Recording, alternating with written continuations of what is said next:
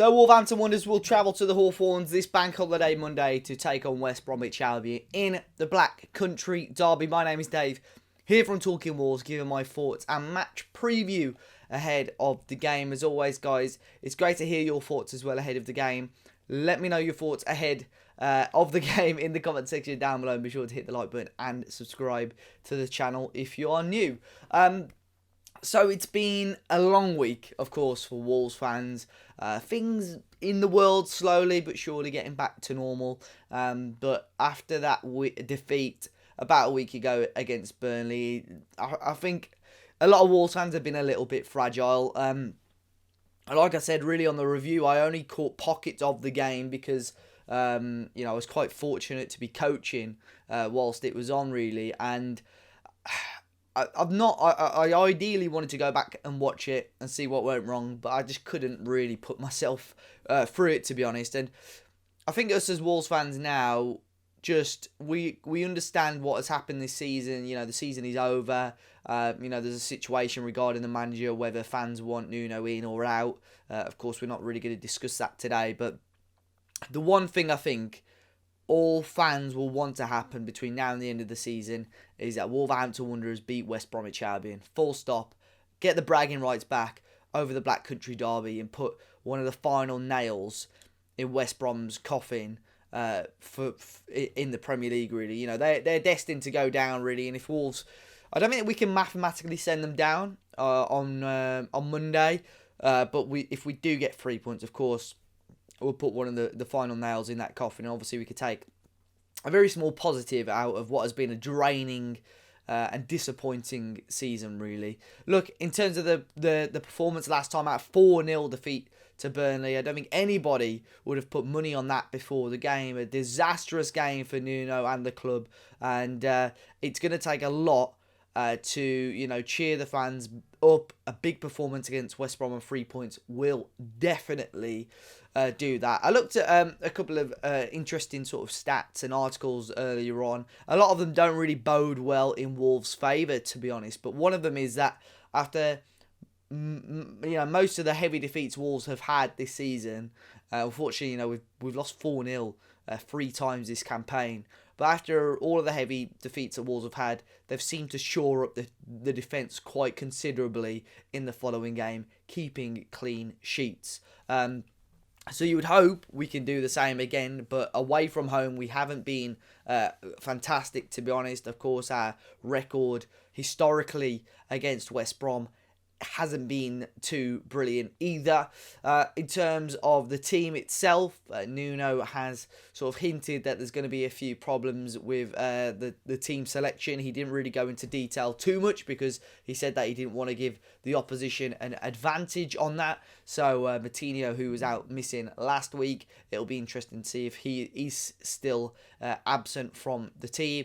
Of course, Jimenez, we're not expecting him to be back. Johnny, Pedro Neto, all out as well, as is Marçal. So looking at the lineup, you would probably expect Nuno to go completely unchanged, really, as mad as it sounds. But can he go unchanged? Can he go unchanged after such a heavy defeat? You've got Otasawi and Theo Corbianu, who were both left out of the 23s squad on Friday. It was a heavy defeat for the 23s as well. So those two were big misses. So Corbianu and Otasawi, both out of that squad. You would expect them to be in this squad in some capacity. I'm not expecting them to start, although with Otasawi playing about a week ago for the 23s, I think it was on Monday actually, I'm hoping maybe that start, which was quite a surprise inclusion, is to get him a little bit more match sharpness. So it wouldn't be overly surprising to see Otasawi start against West Brom, like a lot of fans have been demanding for the last few weeks and even months or so. Of course, you've got the likes of Kilman, Vitinha, Gibbs-White, Keanu Hoover, possibly, knocking on the door for more starts. You could put Fabio Silva in that category as well. Hungry young players that haven't really had a big opportunity. Look, we know, Nuno spends more or less 7 days a week with these players. He knows what is going on in training. And we don't really, so we don't really get to see the full progression of these players. But what we can see and what we saw on Sunday were 11 players who didn't look like they gave a damn about wearing the old gold strip. So we need 11 players who do give a damn and want to put 110% passion and quality and work rate into their performance on Monday to ensure that we can get 3 points. And of course, you have to back Nuno, whether you are Nuno in or Nuno out. You have to obviously back his decision on Monday, whatever he goes for.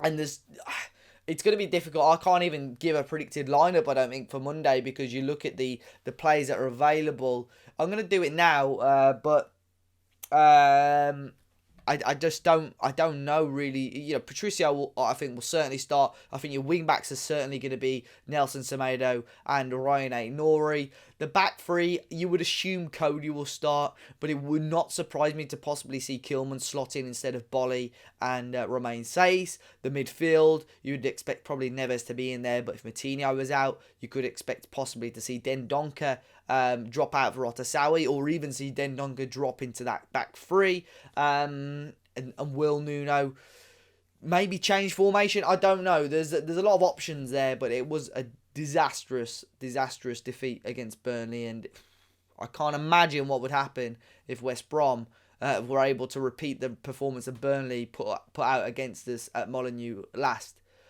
week. So now we're going to get the West Bromwich Albion perspective ahead of the Black Country Derby. This is Lewis Bent, who is the host of the Baggies podcast. So big shout out to Lewis for helping us out and hearing his thoughts ahead of the game. Hey guys, Louis here from the Baggies podcast. Massive thank you for inviting me onto the Talking Wolves channel today to talk all things Albion and Wolves. Always a massive spectacle, the Black Country Derby, always one with such high risks and such high reward, and the bragging rights are at stake really in this game. It's going to be a massive game. Always a good fixture, of course, from both teams' perspective. I think there's been some fantastic games through the years, and hopefully this one proves to be just as good.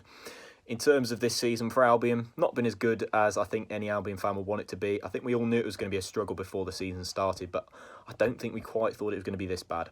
I mean, we've had batterings at the start of the season, we've had batterings midway through the season, we've had batterings under different managers. It's been a very difficult season to be an Albion fan. I mean, there's been a couple of victories in there, of course, one against Wolves, which lifted our spirits a bit, one against Chelsea, which was quite a nice victory to have at Stamford Bridge. I mean, I've not seen us beat Chelsea at Stamford Bridge in my lifetime, so it was obviously great to see us do that there. It's been a couple of good moments, but all round it's not been great. It's not been great, with a couple of managers who have been, you know, toying about with the squad, and at the moment we've sort of got a half Slaven Bilic, half Big Sam side. It's a bit of an odd combination. So before the season started, I wasn't particularly hopeful, but we didn't really exceed my expectations at all. We didn't really push above my expectations. I feel if next season it's going to be Championship football for me, I think a lot of Albion fans are resigned for that now. I think everybody's really settling for that score of being in the Championship next season. In terms of will we bounce back, I'm not sure. I'm not even sure if Big Sam will be the manager next season. Obviously, he said he'll stick it out to the end of the season and reevaluate the situation then, but I can't see him coming without us providing significant financial incentives for budget and transfer budget so he can build his own squad. I can't see us doing that, which is what he's going to want, which is what he's going to demand. And if we don't give it to him, I don't think he'll stay. So I think we may find ourselves looking for another manager. I don't think we'll want to give him that money. Therefore, I'm not sure we'll bounce back. I think if Big Sam's in charge, I'd love to see him given the chance to come back. But inevitably, I feel we're going to be looking for a new manager next season. I don't think Big Sam will want that. I didn't even think he'd stick it out to the end of the season. But I mean, he has said recently that he wants to. In terms of standout players that I think maybe Wolves should be a bit worried about, I think Pereira, as a lot of Wolves fans found out last time, he was good at the Molineux, wasn't he? I mean, he scored 2 goals. I know there are 2 penalties, but he's been in really good form recently. He was very good in the Aston Villa game. I know it's another penalty goal, but he was very good on the ball. I think that's somebody that Wolves need to be watching out for. I think if I was a Wolves fan, if I was a Wolves manager, I'd get somebody to mark Pereira very tightly.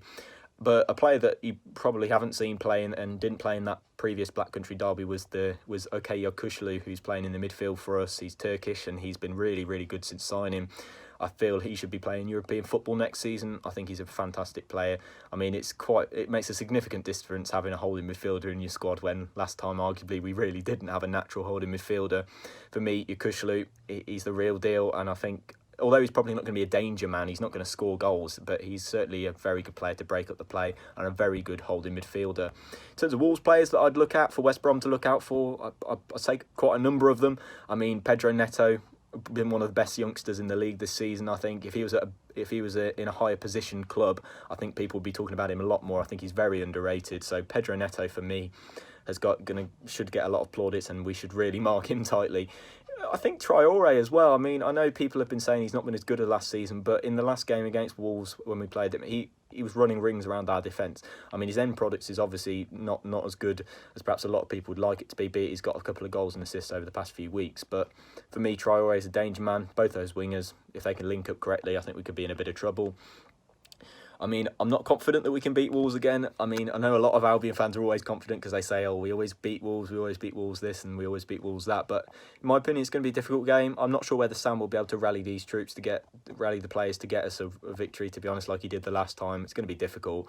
I'm not confident, but I'm hopeful that we can pick up a win, and I'm sure all the fans are going to be hoping to secure the bragging rights this weekend. But massive thank you for inviting me onto the channel.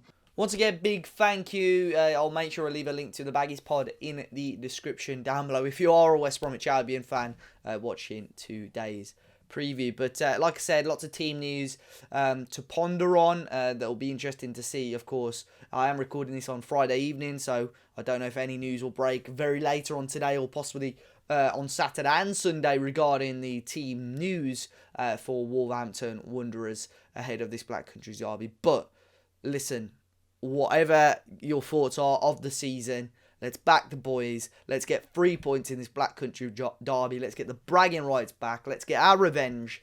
And fingers crossed we'll all be smiling and have a good bank holiday weekend. Until next time, guys, be sure to hit the like button down below. Subscribe to the channel if you're new. And I'll see you all very, very soon.